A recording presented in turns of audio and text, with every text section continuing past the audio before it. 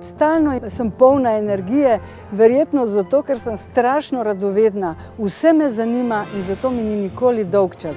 Zanimam se za naravo, za rastline, za živali.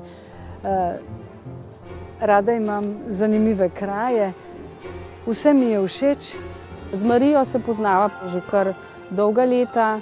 In ko sem izvedela, da je diplomirala na Filozofski fakulteti, sem bila res zelo prijetno presenečena. Povedala mi je, da si je s tem študijem uresničila svoje mladostne sanje. Za študij na Filozofski fakulteti sem se odločila takoj, ko sem se upokojila. Ko se upokojimo, ni konec, takrat se življenje pravzaprav šele začne. Kajti takrat se lahko posvetimo stvarem, katerim se prej nismo mogli. Da bom študirala umetnostno zgodovino, sem vedela že prej, v mladosti, ko to ni bilo mogoče. Z Marijo sva dobri študijski kolegici že od začetka najine študijske poti, že od prvega letnika. Zna veliko svetovnih jezikov, kar nam je zelo pomagalo na naših študijskih ekskurzijah po Evropi.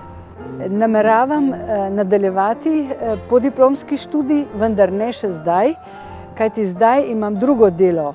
Odločila sem se, da bom izdelala umetnostno-zgodovinsko topografijo Slavenske fare, torej krajev med Pivko in Postojno. Vendar nimam dostopa do tamkajšnjega arhiva, ker nimajo sredstev, da bi najeli arhivarja, sem se odločila, da se bom izobrazila za arhivarko in jim uredila arhiv. Mi smo pač prišli do spoznanja, da je najlažje, da se naučiti, kako se to dela, da ji damo en primer in dali smo ji primer ene majhne župnije, ki ni urejena in ona pač ureja arhivsko gradivo te župnije.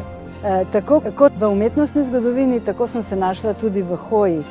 Camino me je zelo obogatil na vseh področjih. Naučila sem se biti tudi sama s seboj, učim se tudi skromnosti in ugotovila sem, da pravzaprav človek zelo malo rabi, skoraj nič. Marija mi je pokazala, da moraš biti vse življenje aktiven, da je zelo dobro, da se tudi v tretjem življenjskem obdobju nenehno izobražuješ. Ko sem se odločila za študij, večina ljudi me je spodbujala, nekateri so pa tudi rekli, da sem malo nora, da kako se mi sploh da in kaj imam od tega. Vendar sem povedala, da ogromno.